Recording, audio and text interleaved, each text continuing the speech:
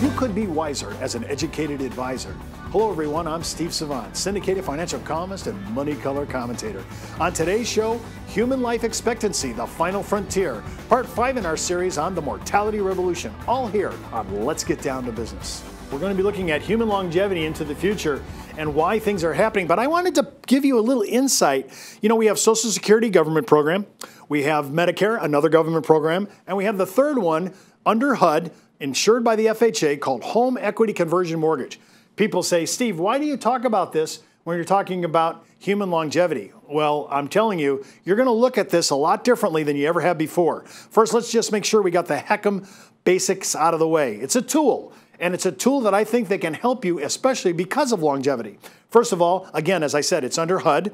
It's insured by the FHA. The starting age to pay one, if you're married, one of those two people need to be at least 62, and the product and its benefits are age determinant. The older you are when you get involved, if you get involved with HECM, Home Equity Conversion Mortgage, the bigger the benefit because your timeline supposedly is shorter. And I've been looking at the timelines that the government is using for this, and that hasn't quite caught up yet. So those benefits could be great depending upon the math and your age. Now, think about this. One of the big ones is appreciating line of credit. Now, I don't know if you have long-term care, and maybe you don't, and you can't afford it, or let's even say that you can't get underwritten because you have certain medical impairments. But you can't even get a hybrid. Some people can't even get the hybrid because the math doesn't work on the annuity platform, or it doesn't work on the life platform. It depends upon your age and what your problems are. So some people can't get any of those, what I call traditional and hybrid solutions. So some people are looking at the home equity because I don't have to pay any interest. I don't have to pay any principal. I don't need to use it unless I need it. And in my view, if you're somebody that's at least 62, and even if your home's free and clear, I would be putting this on as a backstop for the ultimate financial reserve, so that if everything else went down and you became short in all your funds in your portfolio and you had nothing left, you could use your appreciating line of credit. Huge issue. Every year, the government assigns a number to it, and it appreciates every year. Think about it against HELOC. There's nothing like an appreciating line of credit. You have to pay interest. You also have to pay the actual loan. They're usually 10-year notes. There's no FHA insurance on this. But to me, the longer you live, and because of the lifestyle that we may be living into our 90s and early 100s, this could be a huge tool and a great defense against longevity and the problems and risks that it can bring. Now, there's the three plans that I've talked about before: Social Security, Medicare, and Home Equity Conversion Mortgage. All these start 62 for Social Security and home equity, and 65 for Medicare. And keep in mind, Medicare premium, whatever you think you're paying, 134 is for everybody that doesn't have the AG. I think the AGI, it has to be somewhere around 87,000. Remember, it's going to look 2 years back on Medicare just to make sure that whatever your income is, you're going to be priced on that. And I have people that are paying not 134, but 240, 250, some in the 300 range, because they didn't realize that the last 2 years was going to be the benchmark for how they were going to price their Medicare. Just a little heads up. Now, reverse mortgage, I could make a system where I would be getting tax-free money, depending upon how much I take out. I might be able to get this for life. So if I think the mortality revolution, I don't want to pay taxes. Remember, reverse mortgage doesn't even fall on the provisional income test for Social Security. So if I thought I was going to live long and I saw this coming, I could use my home wealth, my equity in my home, to really help me out. And one solution could use a reverse mortgage. Number two, do you realize that you could buy a home for about half the value? If you're 62 and your wife's 62, the HECM limit for purchasing a home is $636,150 at the time of this recording. Think about it. That means that if you had a single deposit of around $315,000, somewhere in that vicinity, you would be able to buy a home for $636,000, and you would have no mortgage payment. Now, when I say you have no mortgage payment, you don't have any mortgage payment until the end game comes on. Like, for example, on my personal deal, I did a HECM home purchase. My due date, I don't have any payments while I'm alive, but there is a due date in the future, and it's 2102. I'm pretty sure the mortality revolution is not going to affect Steve Savant to live another century beyond this. So I think I'm pretty all right. But the idea is that you have a home, you don't have these payments that are going on forever and ever. You don't have a payment the moment you put your single deposit down. Now you still have to pay your property taxes, your HOA fees, your house insurance, all those things are still there. You have to keep the home in order and good maintenance. All these things are still there, and most people that I talk to, they're going to do those things anyways. But just a heads up, anytime you see negative press on HECM, it's almost always those issues. They didn't pay their property taxes, they didn't pay their home insurance, they didn't pay their HOA fees. So just remember, let's keep it in line. But for home purchase, this could be a huge issue if we're living longer.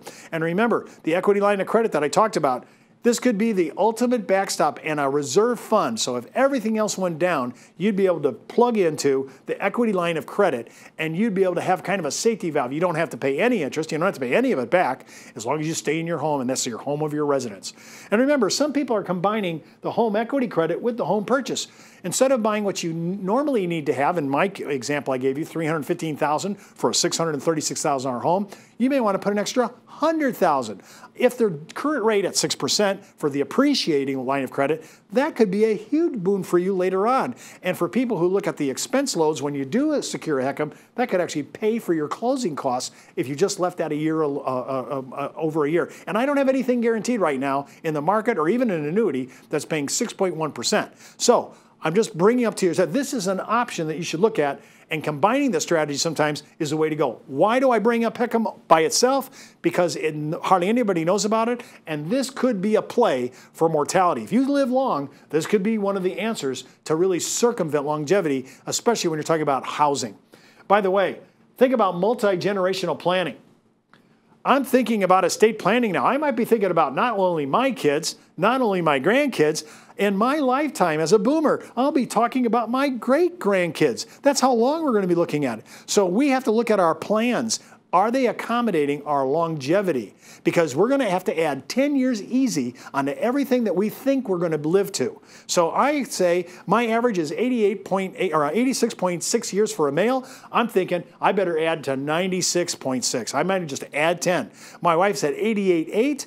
She's going to have to add 10. She'll be at 98. The survivor of our marriage, they say that they live a little longer, average 93. Add another 10 years, she may be 103. We have to look at things like that, especially with long-term care planning. We're going to need it, and we're going to need it way out into the 90s and maybe even increasing age 100. Retirement planning has to change.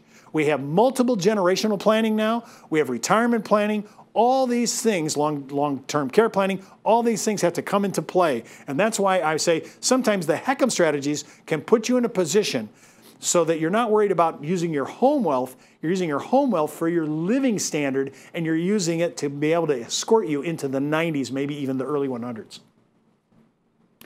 We're looking at this. This is a revolution. Think about it. We're living longer. We're in the midst of the greatest mortality revolution we've ever had. This is the final frontier. It's the final trek. Speaking of Trek, I'm a big fan of Star Trek, always have been, original, Next Generation. I'm all over both of them. But I wanted you to think about this. During one of the leading episodes, I think it was their maiden voyage of the Next Generation, Data is escorting Admiral Bones, you know, the Leonard McCoy, escorting him around the ship. And he remarks to Leonard McCoy that he's 137 years. It seems astonishing. Think about it. Scotty, head of engineering, Captain Scott was caught in a transporter mistake that kept him in a loop for 75 years when they finally discovered him. At the time that he launched out to go to retirement, it was 147. Think about it. Spock's father, Sarek, the ambassador, died at 202. Okay, he's a Vulcan and it's a myth. But think about it. Is these the numbers that we're going to? We're heading out. Will we be 120 like the book of Genesis? Will somebody live to 150 like Audrey de Grey says, the great professor in Europe on gerontology? Are we moving into new episodes of generations where we'll be seeing our great-grandchildren? Those are all the things that we're expecting because of the mortality revolution. Well, I hope you enjoyed this series on the mortality revolution. And keep in mind, before moving forward with any of the ideas on the show, always check with your tax consultant, legal counsel, or compliance officer. And don't forget, you can subscribe to my consumer show, Steve Savant's Money, The Name of the Game. Daily content you can post on your website, social media accounts, and database distribution. I'm Steve Savant. Thanks for watching.